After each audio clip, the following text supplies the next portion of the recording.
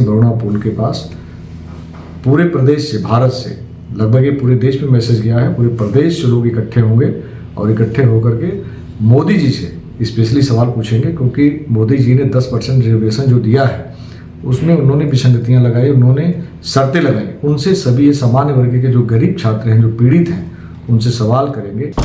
देखिए 19 तारीख का कार्यक्रम बिल्कुल सफल रहेगा। हम एक व्यक्ति हैं और हमने ये आवाज़ दी है और हमारे साथ बनारस की पूरी कारकर्णी तन मन धन से पूरी लगी हुई है। सवर्ण समाज के कई ऐसे संगठन हैं जिन्होंने मुझे आकर के, उनके राष्ट्रीय अध्यक्षों ने मुझे समर्थन दिया है।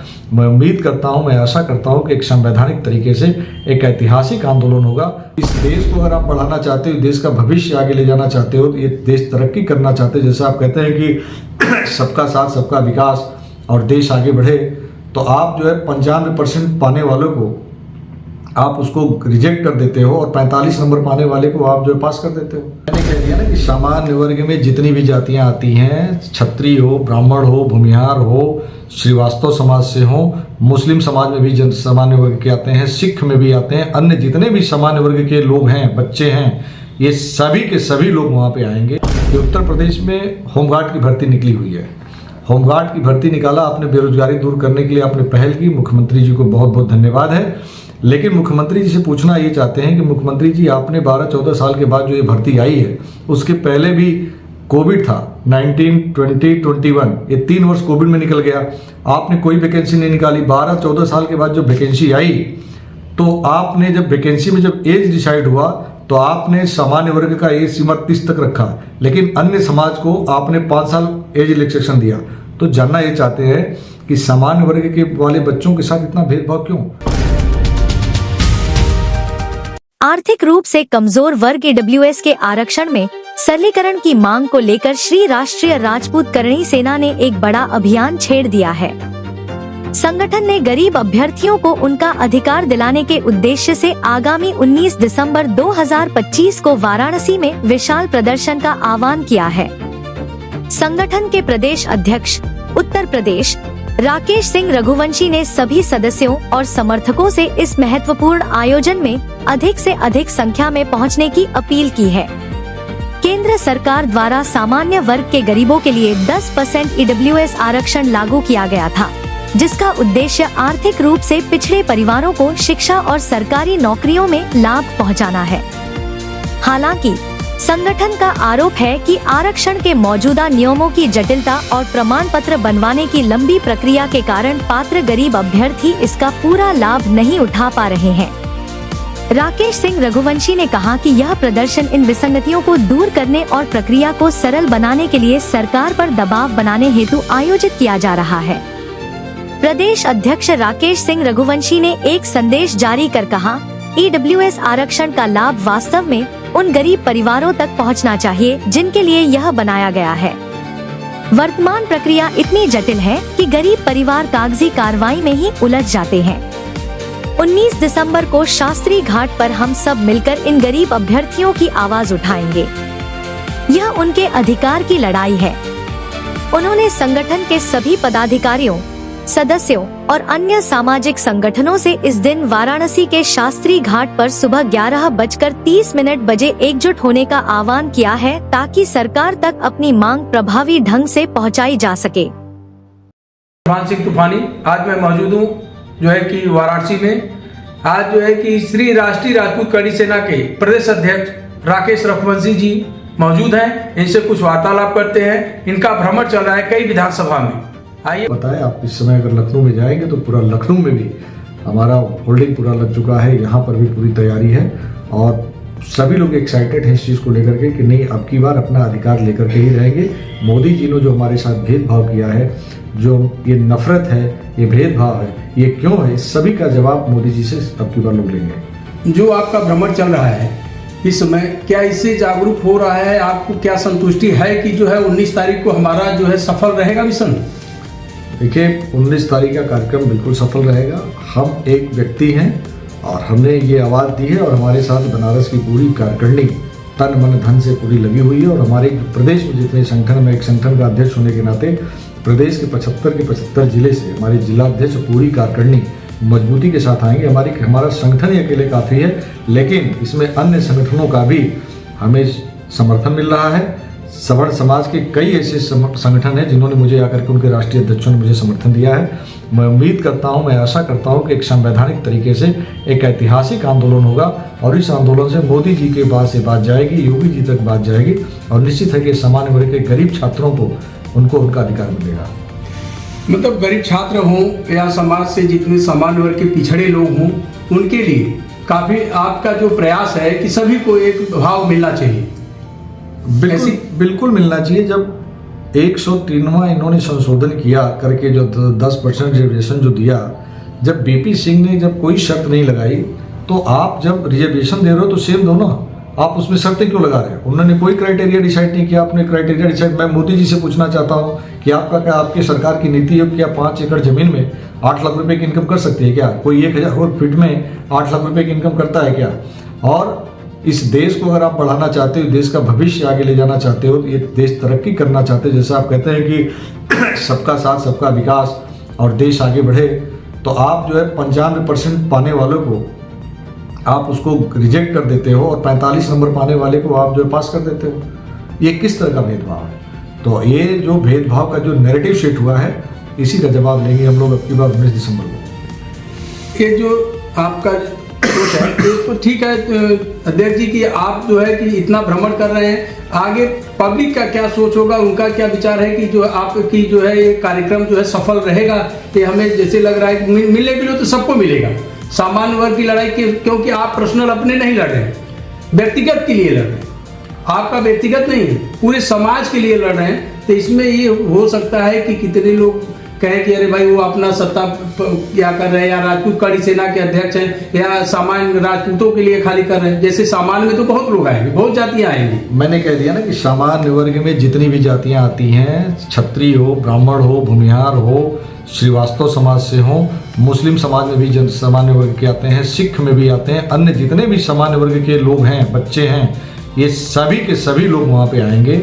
और यह आंदोलन ये केवल व्यक्ति विशेष के लिए नहीं है, ये वो उन आने वाली पीढ़ियों के भविष्य के लिए, और ये जो भविष्य इस समय जो संघर्ष कर रहे हैं उनके लिए है। और देखिए, मैंने पहले भी बताया कि हम लोगों ने जो 19 तारीख का डेट डिसाइड किया है, तो 19 दिसंबर को ये बाबा विश्वनाथ की नगरी है और बाबा विश्वनाथ की मर्जी के खिलाफ कुछ नहीं हो सकता। तो ये बाबा विश्वनाथ का दिया हुआ ही डेट है और उम्मीद करता हूँ कि अब की बार सामान्य वर्ग के लोग घरों से निकलेंगे, वो अभ्यर्थी निकलेंगे, वो सारे छात्राएं निकलेंगे और निकल करके आकर के पूछेंगे। अब की बार दोनों से पूछेंगे। अभी जो जितने भी छात्र हैं वो पूछ रहे हैं अभी उत्तर प्रदेश के मुख्यमंत्री योगी आदित्यनाथ जी से, उनसे मेरा भी सवाल है, आप सभी के माध्यम से पहुंचा दीजिएगा कि उत्तर प्रदेश में होमगार्ड की भर्ती निकली हुई है। होमगार्ड की भर्ती निकाला आपने, बेरोजगारी दूर करने के लिए आपने पहल की, मुख्यमंत्री जी को बहुत बहुत धन्यवाद है। लेकिन मुख्यमंत्री जी से पूछना ये चाहते हैं कि मुख्यमंत्री जी, आपने 12-14 साल के बाद जो ये भर्ती आई है, उसके पहले भी कोविड था 19, 20, 21, ये 3 वर्ष कोविड में निकल गया, आपने कोई वैकेंसी नहीं निकाली। 12-14 साल के बाद जो वैकेंसी आई, तो आपने जब वैकेंसी में जब एज डिसाइड हुआ तो आपने सामान्य वर्ग का एज सीमा 30 तक रखा, लेकिन अन्य समाज को आपने 5 साल एज रिलैक्सेशन दिया। तो जानना ये चाहते हैं कि सामान्य वर्ग के वाले बच्चों के साथ इतना भेदभाव क्यों? आपने उनको 5 वर्ष की आयु में छूट दी और सामान्य वर्ग वालों को एक दिन भी नहीं। आप सामान्य वर्ग को आपको वोट चाहिए, सामान्य वर्ग का समर्थन चाहिए। सामान्य वर्ग के लोगों से इतनी नफरत गुजरात से हो रही है कि आपका स्वयं का है, आपके प्रशासनिक फेलियर है। मैं यही निवेदन करूंगा कि इस देश में एक देश एक कानून की बात करने वाले लोग इस होमगार्ड की भर्ती में सामान्य वर्ग के अभ्यर्थियों को भी, उनको अगर 5 वर्ष दे रहे हो, उनको तुम 25 वर्ष दे दो, मुझे कोई तकलीफ नहीं है, लेकिन सामान्य वर्ग के अभ्यर्थियों को भी कम से कम 3 वर्ष का एज रिलैक्सेशन देना चाहिए। बिल्कुल। ये बताएं कि जो है कि आप जो ये कार्यक्रम 19 दिसंबर को कर रहे हैं, भ्रमण हो रहा है, तो इसका क्या प्रशासन और प्रशासन से आपको अनुमति मिला है? देखिए, भ्रमण करने के लिए प्रशासन से अनुमति थोड़ी लेना है मुझे। नहीं, जो 19 तारीख को आपका जो कार्यक्रम शास्त्री घाट पे रखे हुए हैं कि दूर दराज से प्रदेश से कई लोगों से हर जगह के जो है आएंगे, तो उसमें क्या वाराणसी देखिए, किसी कार्यक्रम को करने के लिए प्रशासन से अनुमति लेना पड़ता है जी, एक फॉर्म भरना पड़ता है। हम लोगों ने उस प्रक्रिया को पूरा किया है, एक बार हमने पूरा किया था और उसके बाद लॉ एंड ऑर्डर जो है, जो यहाँ का विभाग है, उस विभाग से फ़ोन आया था। हमारे जिला अध्यक्ष गए थे और जिला अध्यक्ष ने वहाँ पे अपनी बात रखी। उन्होंने कहा कि नहीं, परमिशन आपको नहीं मिलेगा क्योंकि ऊपर से आदेश है।